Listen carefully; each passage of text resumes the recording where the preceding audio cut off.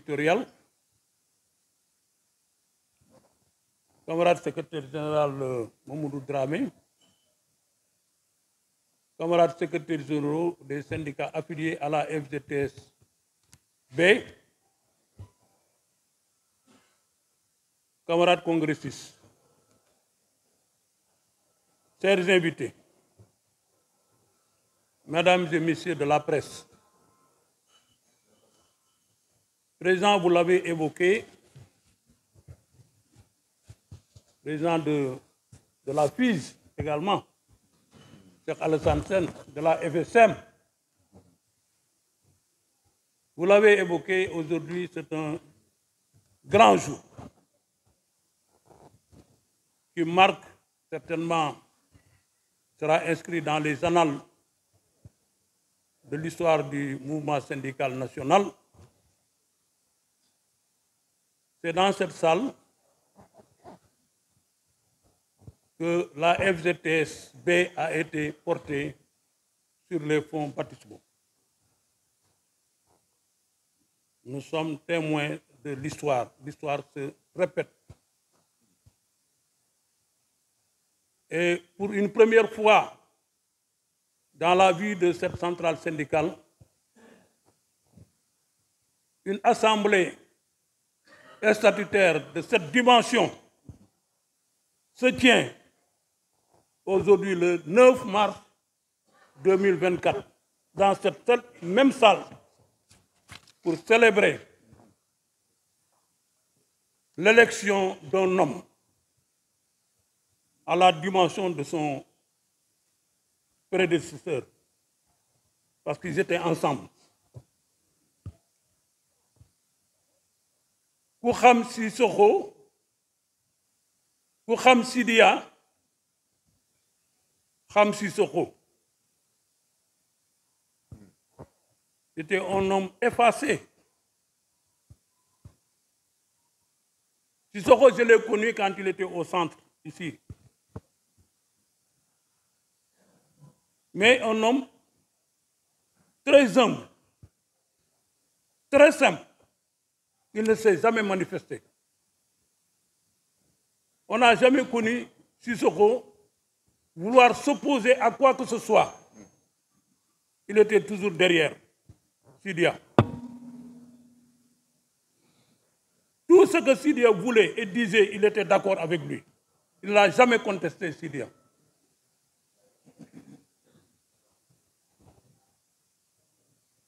En juillet 2023, je fais partie des premières personnes, après la disparition du regretté, notre regretté Sidia Ndiaye, qui est un timonier du mouvement syndical national.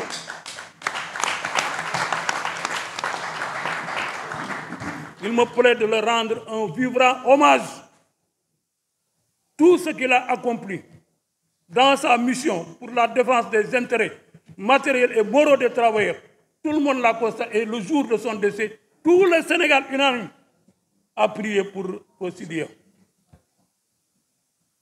Que Dieu quand même l'accueille dans son paradis. Firdausi. Je disais à Moussa Sissoko, très effacé, humble, je lui dis, mais Moussa, il ne voulait même pas m'écouter quoi. Je lui dis, on était dans un séminaire à Sali, en juillet 2023.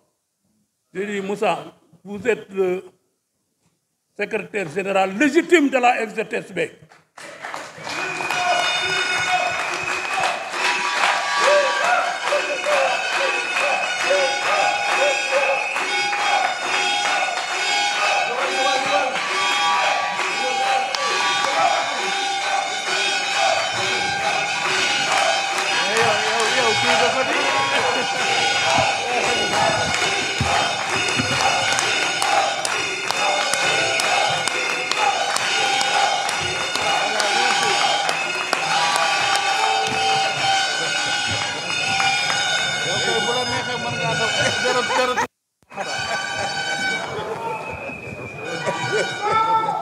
bëggul woon sax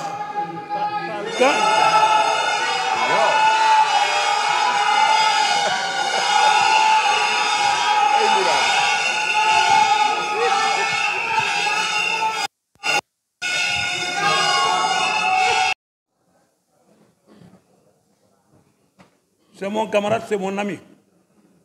Mais dans la sincérité, dans la vérité, ci lu ñu ànd man du ma jey nit moom xam naa ko. Je lui dis, Sissoko, il ne voulait pas me regarder. Je lui dis ce que je vous dis. Il ne voulait pas me regarder parce que, pour certains, moi en tant que représentant de l'UNSAS, moi je n'ai pas de problème avec personne. Ni xamnañu centrale yi yépp xamnañu man j'ai pas de frontière. Mais bi mu koy wax, c'est pas parce que je voulais m'opposer à quelqu'un d'autre. Je le disais parce que c'était mon intime conviction que c'est lui le secrétaire général légitime de la FDTS.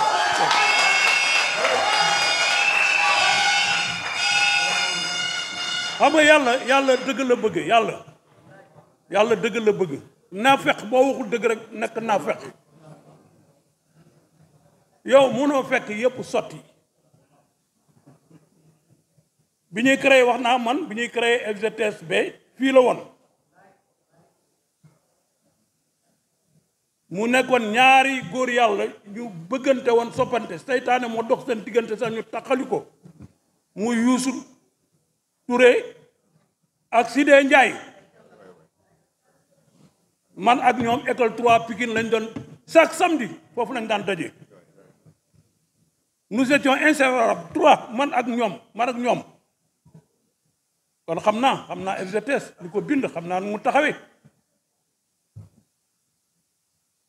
kon yenn yi di ko wax sax nga ñëw dafa jaaduwul sax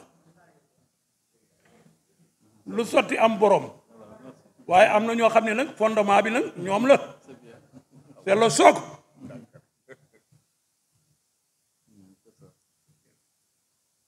bi ma koy désigné woon pour mu dem ci séminaire boobu présidente mu ni ma 2 personnes ñoo war a dem ma ni ko jëlal Awa Wade ak Moussa Sissoko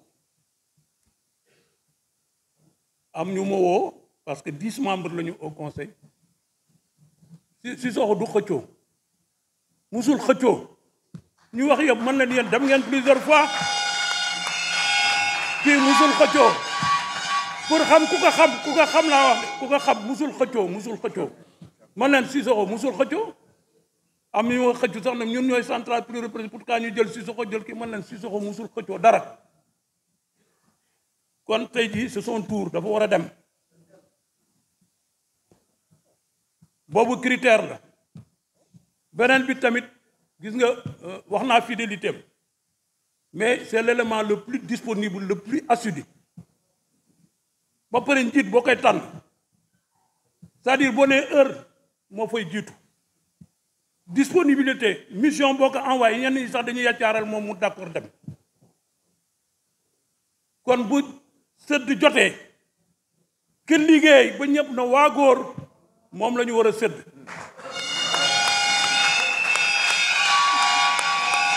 loolu li ko firndeel mooy tey présidence su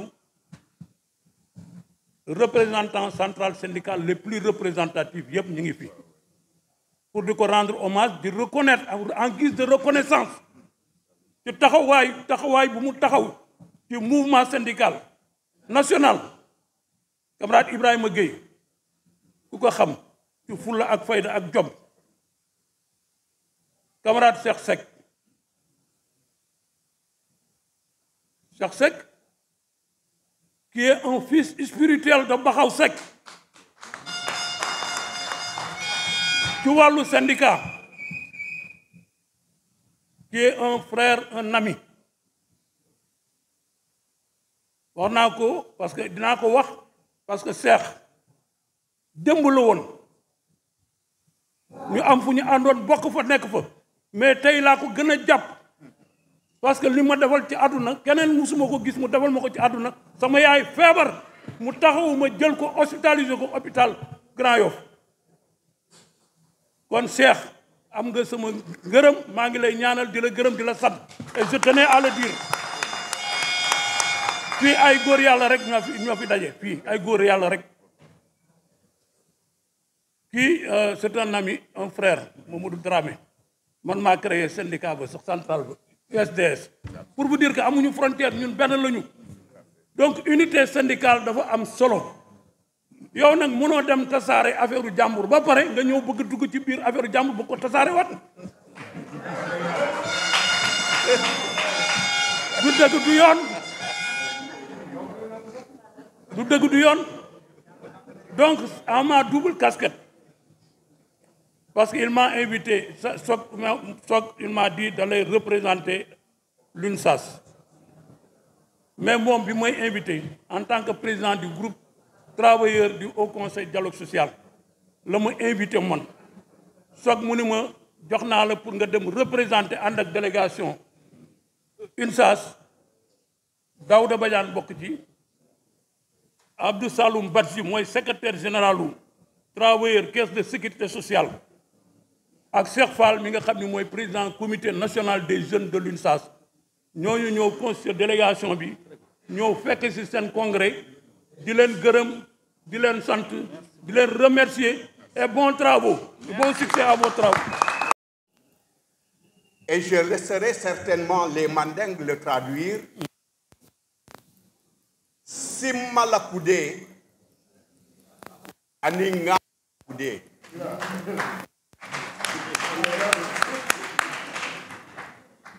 Simalakude, quand il vient, tu peux le prendre avec aisance. Ngabalakude, il est sanctionné par une précipitation à laquelle on ne sait à quoi s'en tenir. Pour vous dire, le got yomb en Olof. Je ne sais pas si vous m'avez compris. Le got yomb, avec tout ce que venait de dire comme vertu le camarade, cela ne pouvait être que ça. Certainement, ton bala est loin de toi. Je dis bien, certainement, son bala est loin de lui. Mais t'es de fatal. Quand il parle de bala, dans son bureau, c'est extraordinaire. Non, c'est extraordinaire. Sidia était un phénomène dans le monde syndical. Sidia est un phénomène. Sa largesse a permis, son ouverture a permis, son audace, sa vigilance et son intelligence. Des mots qui ne sont pas trop dans le monde syndical. Et cet homme, aujourd'hui, je ne dirais pas qu'il a mûri sous ses ongles, mais il a accepté avec lui cette endurance pour être là où il est. Je me rappelle d'un jour où le choix devait venir par rapport effectivement au conseil du dialogue social. Ce jour-là, le bic a tremblé. Il fallait l'homme, il fallait Sissoko. Je vous jure. Ce jour-là, il disait, l'homme doit s'adapter aux réalités. C'est le Haut Conseil du dialogue social. Sissoko mérite vraiment cette institution. Voilà. Il est là. C'est de là où la décision a été prise. J'ai dit que vous n'avez pas fait erreur. Ce n'est pas une erreur. Ça devait venir comme ça. Camarades, avoir aujourd'hui la table, c'est parce qu'on a su accepter que le monde syndical aujourd'hui, c'est de s'unir ou périr. Les grandes centrales en coalition ont travaillé pour les organisations syndicales qui aujourd'hui, dans les négociations, la période où le Sénégal a traversé ces crises, qui vous dit qu'on pouvait avoir effectivement ces avantages, c'est un point d'interrogation. C'est des hommes et femmes qu'on n'avait jamais vus, mais qui sont sous l'ombre pour créer ces conditions afin d'aboutir à ces avancements que nous puissions avoir. Je peux parler des enseignants, je peux parler des infirmiers, je peux parler des médecins et autres, je peux parler de la municipalité aujourd'hui qui est un problème de tabou.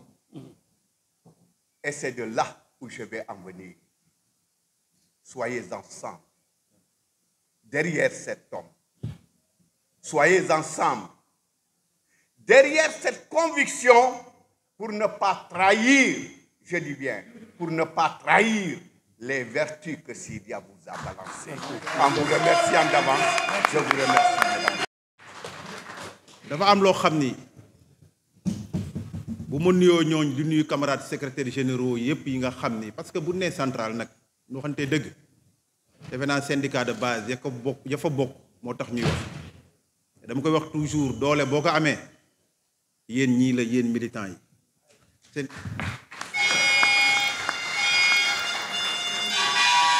donc les camarades secrétaires généraux yi nekk fii te ku ci am gëdd mën a toog fii rek c'est parce que yéen a ko fi teg donc légitimité man su ma koy wax dama naan c'est la base d'abord bërki démb laa jógee Salémata matul une semaine samedi passé mi ngi ma fekk biir Kédougou donc dama ni syndicalisme d'abord c'est sur le terrain te kii ngeen àndal kii bi ma ko xamee ba tey ci loolu laa ko xamee ak fidélité dafa am loo xam ni nag moom xam na man xam na muy sama relation ak feu Sidya Ndiaye moom mi xam na Sidya mooy koo xam ni dama ko daan fekk ci fii am na fu mu ma daan recevoir en face nekkul fii sax bureau ci biir service bi file ñu bokkoon ci benn syndicat bokkoon ci benn centrale mais lutte yu ñu daan mës di mëne mësul xool ci centrale nga bokk wala ban syndicat c'est-à-dire fu mu déggaan même ci rajo nit yaa ngi xeex dafay ñëw fekk ñi te combat yu ñu mës a mëne yépp biir CTO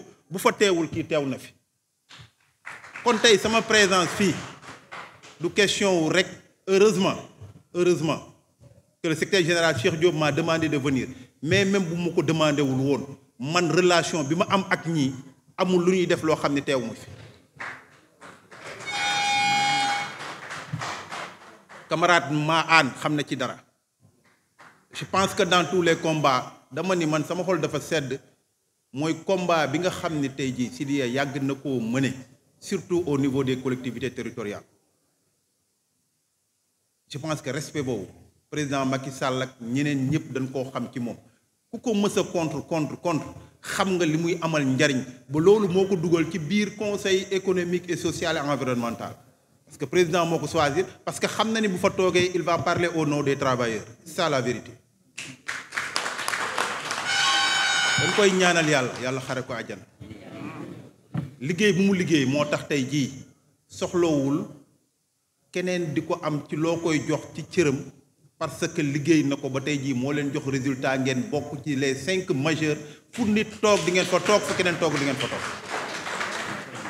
et sama xel dafa dal parce que bu dee fidélité bu dee engagement ak fit parce que syndicalisme du ay wax ak leneen c'est-à-dire di wax ci biti ba pare boo demee ba jàkkaarloog autorités yi nga am yeneen comportement yoo am non kii du ragal et daf ñu inspiré ci fit parce que ka mu nekkaloon bu ndee wax fit rek ak responsable syndical defe naa ni amul lu ñuy laam-laamee ci Sidya Ndiaye loolu mooy vérité et loolu mooy réalité je pense que inspiré leen ci loolu surtout pour les jeunes j'ai dit camarade Pape Diallo wax na ko sànq man yàlla dafa def dama teel a dugg ci instance à 24 ans j'étais secrétaire général de l'union régionale de Tambacounda bi ñuy jàpp Mademba Sock boobu j'étais secrétaire général de l'UNSAS nekk responsable des jeunes nekk ci ginnaaw grand yi ñu jàngal syndicalisme ñu formé grand merci beaucoup pour tout ce que vous avez fait pour nous jërë ngeen jëf yàlla na leen yàlla dëgëral yàlla na leen yàlla may doole xëy na am na ñu bëri ñu xamul mais il faut que pour les jeunes qu'on les raconte l'histoire dafa am loo xam ne nag nit bu bëggee nekk sëriñ il faut que mu nangoo nekk taalibe on a accepté d'être des talibés mais parfois aussi loo nekk taalibe na fekk nag sëriñ ba lay jiite mat sëriñ bu ngeen xamee rek xam ngeen fu mooy waxee nangu naa nekk taalibe mais dinaa nekk taalibe ci ka nga xam ni mat na sëriñ dañuy tarbiyu nag mais nag tarbiyu bu yëpp dafay fekk ni du ñu jël ay buum di ko teg suñu baam xëy na tey jii bu ñu duggee CNTS bu ñu sañoon continuer di nekk biir UNSAS dàq nañ ñu juróomi at dàq ci SUTSAS ba nu nekkoon juróomi at ñu gëm ni ñun bugguñu division syndicale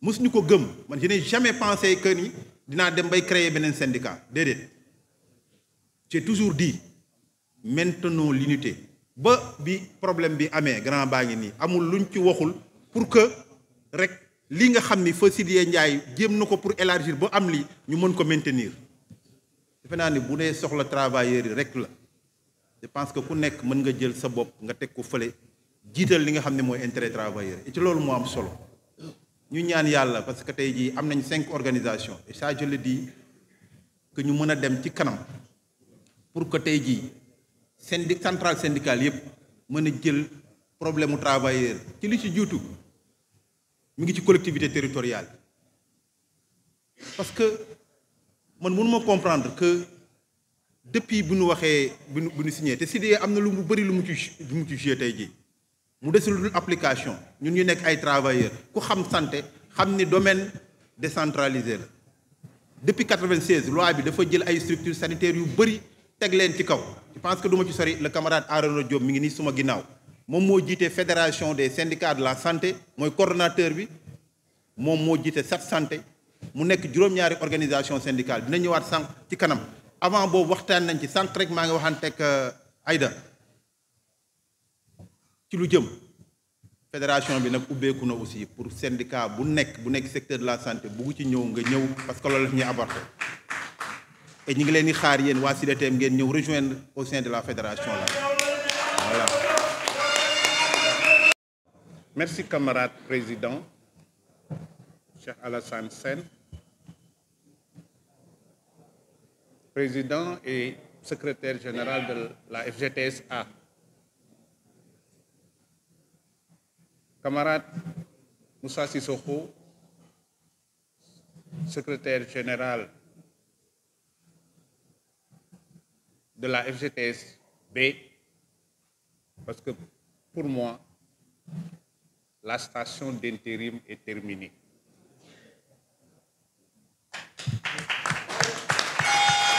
Camarade Chassek, représentant le camarade Cheikh Diop, secrétaire général de la CNTS FC, le camarade Dramé, que j'aime énormément écouter pour son français, mais pour son engagement. Le camarade Pape Bourama Diallo, notre aîné, notre formateur. Les camarades secrétaires généraux des syndicats de branche, le camarade Arona, président de la Fédération des syndicats de la santé. Les camarades secrétaires généraux des syndicats membres de la FGTSB, camarades congressistes, chers invités, nos amis de la presse. Je voudrais d'abord m'acquitter d'une tâche ndax dañ ma yónni te buñ la yónnee da ngay wax liñ la yónni ba pare doo ko wax sa waxu bopp. M'acquitter donc de la tâche qui m'incombe aujourd'hui de représenter le camarade Elimane Diouf, secrétaire général de la CSA, la Confédération des syndicats communs, qui est aujourd'hui au CICES présentement où les femmes de la CSA sont en train de célébrer le 8 mars. dama mel ni jigéen ñi dañ leen jox benn fan ñu bëgg ci dolli beneen parce que le 8 la leen joxoon mais léegi dañuy dem ba le 9. le 7 sax dañ ko war a jël parce que mooy talaatay ndeer. Alors je pense que mi ngi foofu mais xel maa ngi fii ndax bi ma fi toogeeg léegi message bi ma doon lire léegi mooy ñeenteeli message bi ma envoyé di laaj fu ngeen toll. ndax bésu tey bi solo bi dafa nekk jëmm ak takkandeer te ndakkandeer nag lu mu déforme faw jëmm ji rek lay représenter.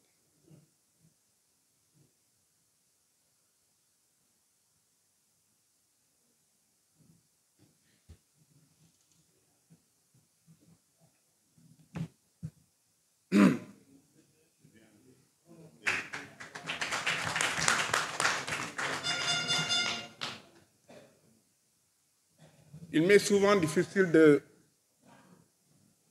parler du camarade Sidi Ndiaye.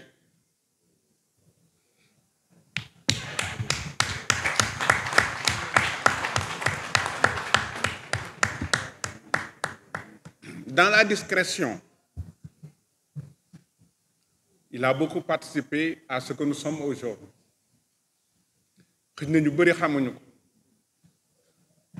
On se parlait beaucoup au téléphone. Il me disait souvent, Ibrahima, quand je te vois, par rapport à ton âge, je me rappelle moi, mon passage et ma stature quand j'étais jeune. Il m'a toujours encouragé. Et quand je suis devenu secrétaire général du Sud-Est, je me rappelle toujours de son appel à 1h du matin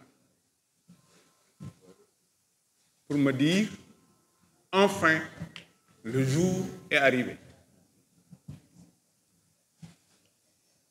C'est pourquoi nous ne pouvons pas accepter. Nous, mënuñu seetaan li mu liggéey di yàqu.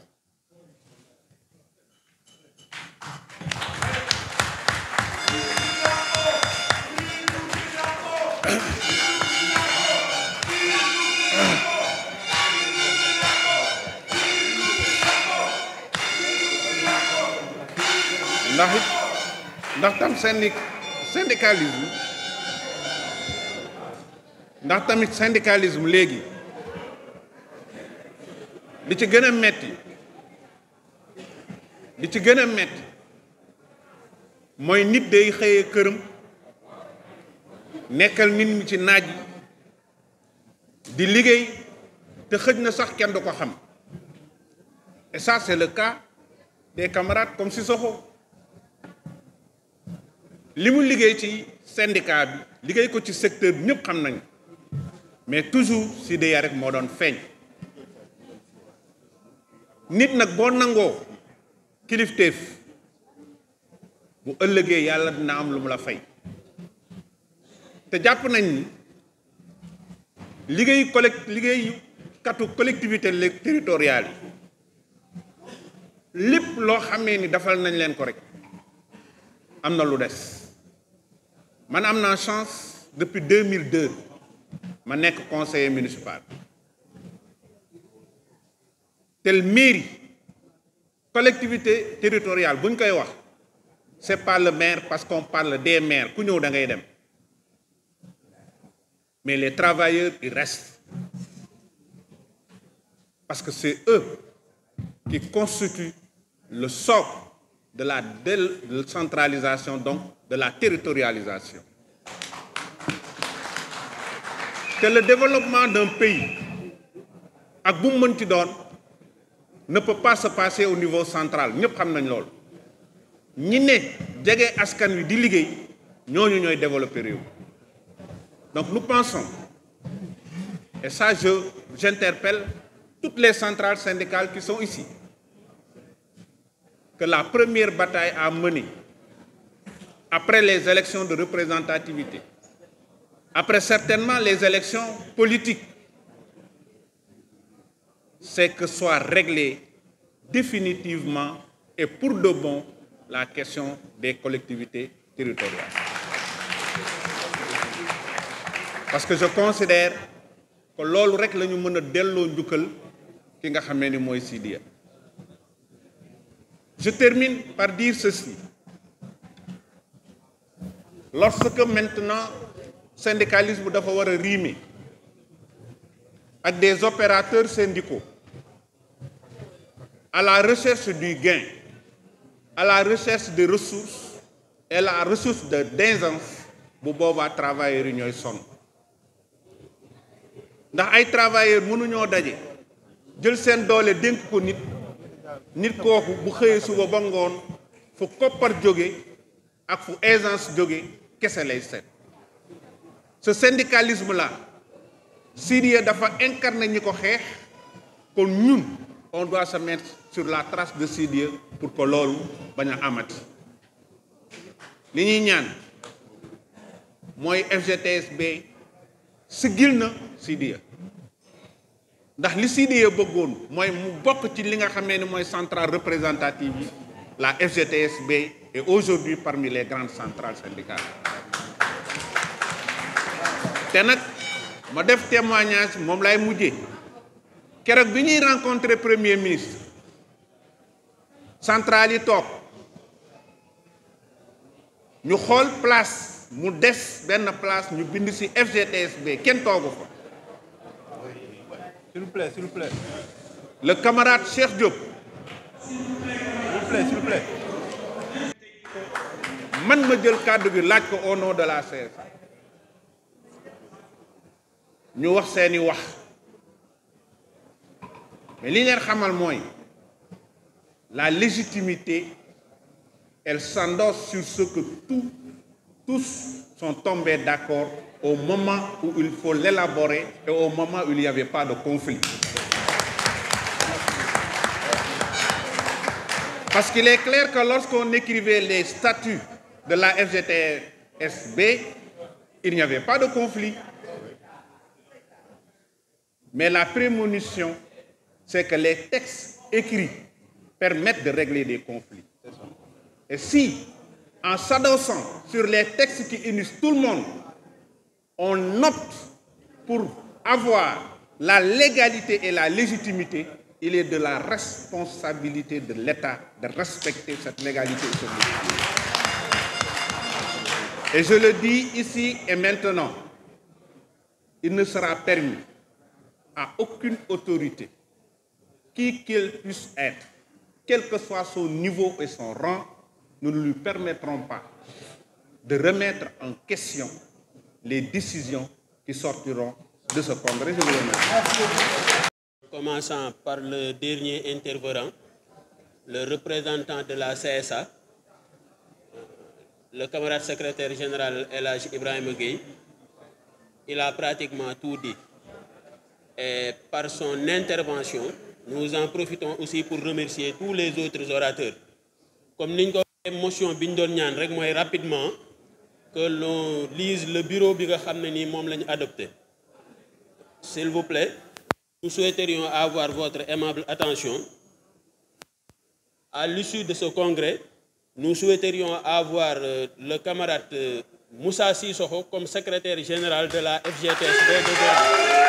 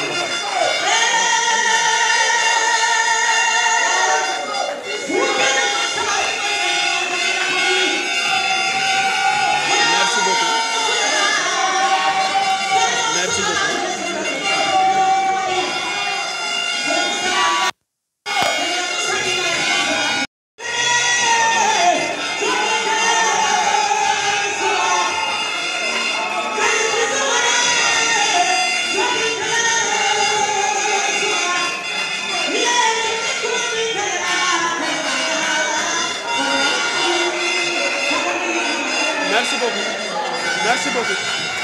Merci beaucoup. Oh, il y a ses adjoints directs qui sont Alioune Faye, El Hadj Omar Baldé et Sidi Koulibaly. Ensuite, il y a le secrétaire administratif chargé de la communication, Ibrahima Diako. Ensuite, le secrétaire chargé de l'organisation, Gabriel Sarr. Le trésorier général Mansour Gaye. Ensuite, il y a le secrétaire chargé des revendications, Ousmane Sanokho. Le chargé des relations extérieures, il y a Abdoulaye Ndoye. Ensuite, il y a le chargé de la formation et de l'éducation ouvrière, El Hadj Malik Kadam. Ensuite, nous avons le chargé des affaires juridiques, Aloïs Diouf, le chargé des affaires sociales, Nama Ndiaye, le chargé des femmes, genre et de l'équité, Aïda Mbeng. Ensuite, nous avons le chargé de la jeunesse, Seydou Koulibaly, et enfin, le chargé des personnes du troisième âge, Salif Sen. Voilà, si le Congrès adopte, voilà ce que nous avons lu, les éléments qui vont accompagner le camarade secrétaire général Moussa Sissoko. Merci beaucoup. Je m'appelle Mbaye Diop. Je suis le chargé des revendications de la FGTS-A. J'ai dit je suis le chargé des revendications de la FGTS-A. Je parle au nom de la FGTS-A aujourd'hui, qui a envoyé une délégation ici. Dans la délégation de la FGTS-A, nous avons le secrétaire général, Cheikh Alassane Sène, qui est le président de Sciences. Nous avons M. Lima Moulay Sek, le trésorier de notre centrale. Nous avons aussi Moulay Ndiaye Kodo, qui est le secrétaire de la FGTS-A. Adi Diop, qui représente aujourd'hui Madame Poulelba, la présidente des femmes de la FGTS-A. C'est Babacar Soumaré de Kermassar, qui est le secrétaire général de la section de la FGTS-A de Kermassar. Mesdames, Messieurs les congressistes, avant de commencer, je voudrais quand même remercier les secrétaires généraux d'organisations centrales qui sont là au Présidium. Je peux citer le représentant de la CSA, le représentant de l'UNSAS, le représentant, n'est-ce pas, de la CNTS FC et mon doyen et camarade M. Dramé, qui est derrière moi. Aujourd'hui, je ne trouve pas les mots pour parler, n'est-ce pas, avec vous, chers congressistes. Pour une histoire, en 2021, la FGTS-A et la FGTS-B avaient noué une coalition. Et cette coalition, le premier meeting, c'est moi-même qui l'avais organisé avec les camarades de la FGTS-B, n'est-ce pas, à Saint-Louis. Bi ñu organisé congrès, bi ñu organisé méga meeting boobu, je me rappelle que ce jour-là, Sidia était venu. Il était très content pour que nos deux organisations puissent s'unir. Avec le temps, à la veille des élections de représentativité des centrales syndicales, il y a quelqu'un qui a fait une irruption au niveau de la FGTS-B. Nos divergences viennent de là. Cet homme, je ne veux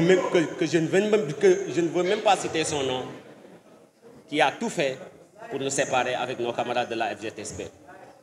Muy doon loo xam ne dañ ko regretter parce que Moussa Sissoko bu ñuy def les pourparlers ci laa ko xam mu doon nit ku am engagement, doon nit ku am détermination, mu doon nit koo xamante ne dafa effacé nekk derrière le camarade Sidya Ndiaye yal na ko suñu borom yërëm. Aujourd'hui suñ ñëwee fii ci mairie Dakar donc muy kër goo xamante ne Sidya fii moo doon këram tey suñ fi taxawee di wax ñi nekk ci mairie bi xam nañ ne Sidya def na fi lu bëri su may citer mun naa citer la fonction publique locale xeex bi mu ci xeex ba mu taxaw.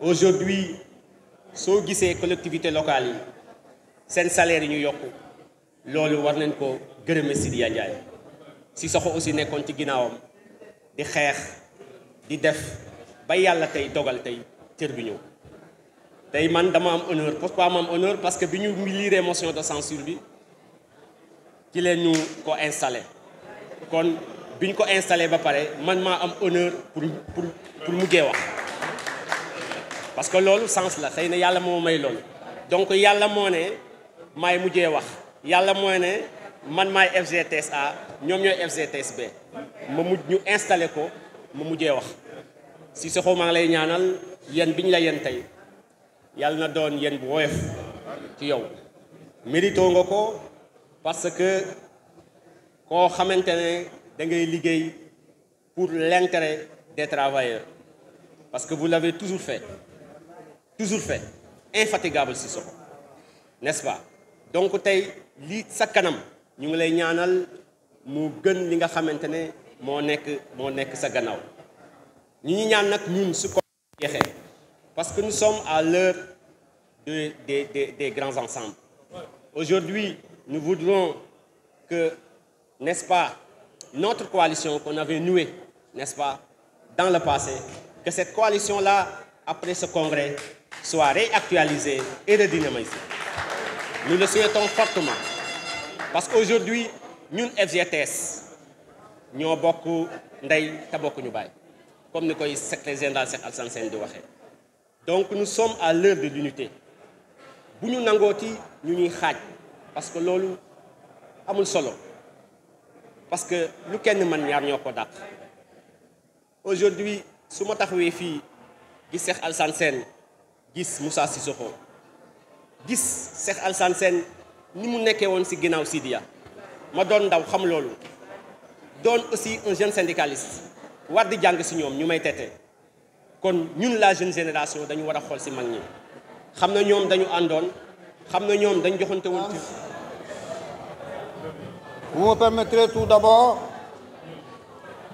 au nom de mes camarades secrétaires généraux des régions ma gërëm leen sant leen bi nga xamee ne par ma voix yéen a ngi porte seen voix yi pour ma waxal leen ko donc maa ngi gërëm toutes les régions mi les 14 régions yi xam ne teew nañ fii. Camarades secrétaires généraux des centrales syndicaux maa ngi leen di nuyu ñi nga xam ne ñoo toog ci table bi bàyyiwuma kenn. Les travailleurs des collectivités locales des 14 régions du Sénégal, par ma voix, présentent à leurs sincères condoléances et renouvellent leurs prières pour le repos de l'âme de notre regretté général Sidya Ndiaye.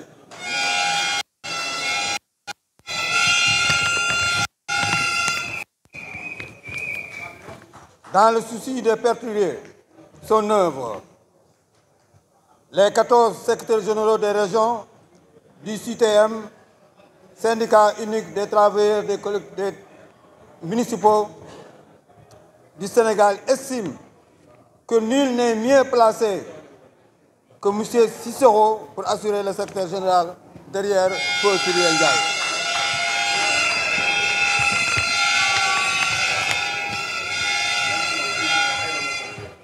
C'est pourquoi vous me permettrez tout d'abord, nous avons écrit cette résolution que M. Sissoko, le remplaçant au poste de secrétaire de 1, de 2, Sissoko sera le secrétaire national de la Fédération générale des travailleurs.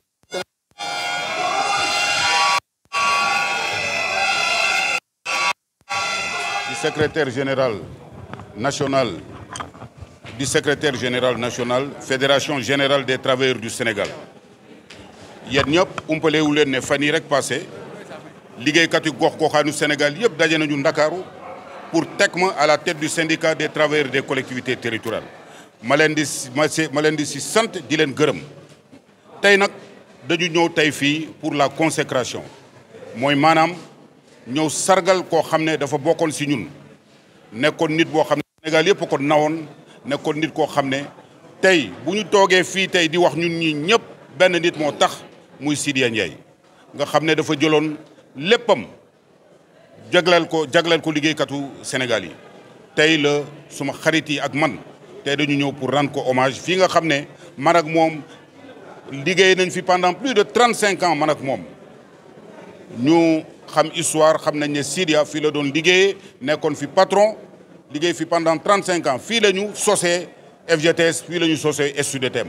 mais ñaanal yàlla ñi nga xam ne tey génn nañu àdduna te nekkoon fii ak ñun may wax ku mel ni Aminata Ndiaye El Hadj Idrissa Sène ah ñoom Sidya Ndiaye ñoom Boubacar Lom ñun ñoo sant fii FGTS ak SUDTM ñooñu ñëpp dëddu nañu tey ñu leen di ñaanal yàlla woyofal suuf seen kaw xare leen àjjana firdawsi may wax ne tamit tey ñun dañu am mbégte bu ñu am mooy tey Sénégal wone na ne Sidya bàyyi fi ay yaafus parce que tey boo leen xoolee secrétaire généraux yi fi toog yëpp ñoom ñoo ñëw jóge fu nekk ñëw taxaw ne yow duñ la bàyyi mukk si sa combat bi yow kenn dañuy ñëw jàppale la parce que lu nga sonné woon si Sidya duñu nangu mu am ay usurpateur ay ñoo xam ne kenn xamul fu ñu jóge ñu ñëw ne dañ koy foqatu suñu loxo moo tax tey Sénégal nag dina xam te gouvernement Sénégal nag ñu ngi leen di interpeller dëgg baa ngi fii nañ ñu jox suñu lu ñu moom ku nekk dem sa yoon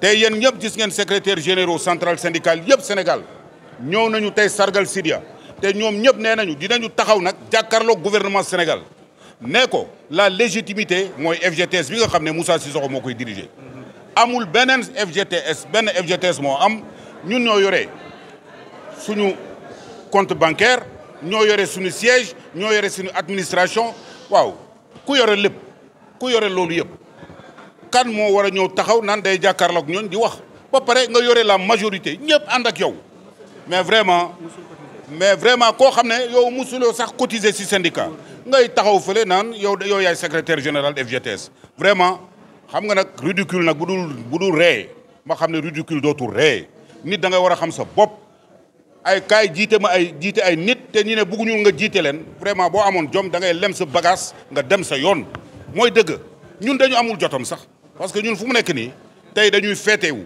on est fier parce que suñu syndicat bi tey ñëpp a ñu wuyu Sénégal la ñu wuyu organisation syndicale yëpp a ñuy wuyu les 15 secrétaires généraux ñu ngi nii yéen yaa ngeen di gis presse ngeen yore secrétaires généraux yëpp ñu ngi fii taxaw tey di sargal Sidya Ndiaye parce que ñii ñoo doon ànd ak Sidya démb bu muy métti Sidya ñii la gisoon mu Sidya gisuloon keneen xamuloon keneen vraiment dama bëgg affaire yi leer comme ça yéen ñëpp ngeen xamee ko noonu FGTS tey benn njiit la am mi ngi tudd Moussa Cissokho gars yi tabb nañ ma ñun jël nañu bassin yi lem nañ ko sànni nañ ko fële ñun dañuy continuer suñu liggéey li Sidya doon def démb ak barki démb ni topp si tànkam ba nga xam ne fu mu tëdd fële si Yoof mu tëdd Tali ñun daal loolu lañ ko desel te dinañ ko def maa ngi leen di sant di leen gërëm. dama ne en français. Voilà, justement, nous interpellons le gouvernement du Sénégal.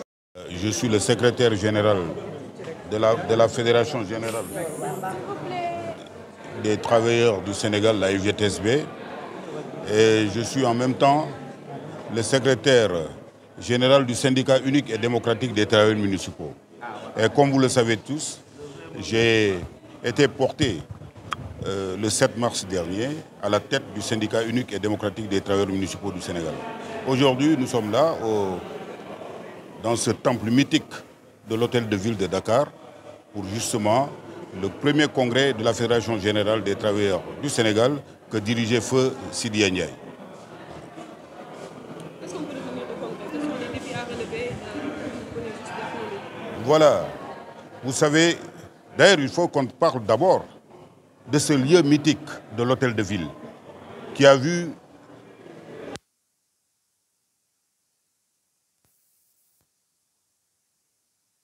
qui enjambait les escaliers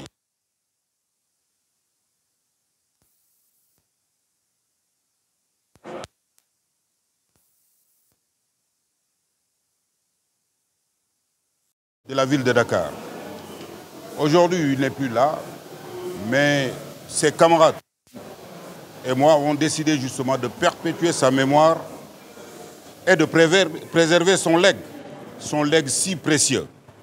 Vous l'avez vu, tout le Sénégal est aujourd'hui à de ville pour rendre hommage à cet homme. Parce qu'il faut qu'on le comprenne ainsi. Ce congrès-là a été dédié qu'à un seul homme, son bâtisseur, c'est-à-dire le bâtisseur de la FGTSB, qui est Sidya Ndiaye. Pendant plus d'une trentaine d'années, il était là avec ses hommes et femmes. Aujourd'hui, nous sommes venus ici pour lui rendre cet ultime hommage. Et je pense qu'aujourd'hui, là où il est, il doit reposer en paix parce que ses camarades sont là pour lui dire merci, merci encore une fois. Sidya, comme vous le savez, était une icône du syndicalisme ici au Sénégal. Il a fait don de sa vie, justement, pour préserver les intérêts des travailleurs de notre pays et l'amélioration aussi de leurs conditions sociales d'existence. Il l'a toujours fait. Jusqu'à sa mort, il se battait pour le droit des travailleurs.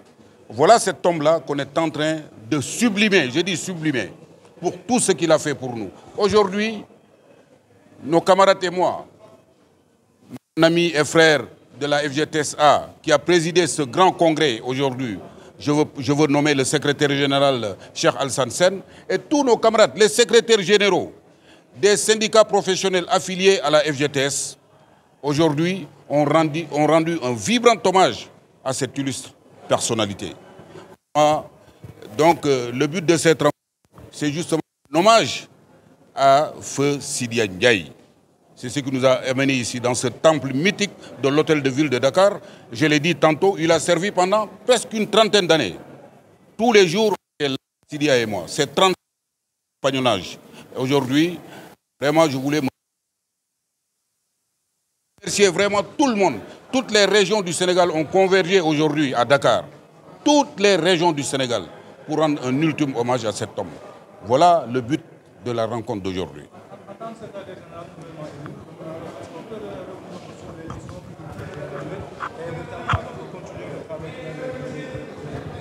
Vous savez, je disais quelque part, je disais récemment à un de vos confrères, prendre la place de quelqu'un, c'est facile. Mais le remplacer, c'est difficile. En tout cas, j'ai pris la place de Sidya, mais j'espère que mes camarades vont m'aider à accomplir sa mission. Sa mission qu'il n'a pas pu quand même accomplir sur terre, mais nous allons continuer à perpétuer son œuvre et justement préserver son legs. On va essayer, parce qu'il nous avait quand même transmis, lui Sidya, il nous avait transmis des vertus de dignité et d'honneur. Alors nous allons continuer justement à perpétuer cela pour qu'au moins qu'il repose en paix. En tout cas, c'est le pari que nous nous sommes donnés, nous tous. Nous avons dit que nous allons œuvrer pour que Sidya quand même puisse reposer en paix. Et pour ce faire, il va falloir aussi qu'on enjambe ses pas, c'est-à-dire faire exactement ce qu'il faisait parce qu'il n'a fait que du bien dans sa vie. En tant que secrétaire nouvellement élu, est-ce qu'on peut s'attendre à des démarches pour pallier un peu à la discorde qu'il y a entre vous? Où est l'autre camp? Vous savez, moi je vais vous dire une chose. Le syndicalisme n'est pas un royaume. On n'intronise pas quelqu'un. Le syndicalisme n'est pas une propriété familiale. Le syndicalisme est une association. Les syndicats ne sont rien d'autre que des associations. Et c'est les travailleurs qui élisent leur secrétaire général. Aujourd'hui, vous êtes là, toute la presse est là. Et vous constatez avec moi que c'est les secrétaires généraux des syndicats professionnels affiliés à la FGTS qui ont porté leur choix sur ma modeste personne.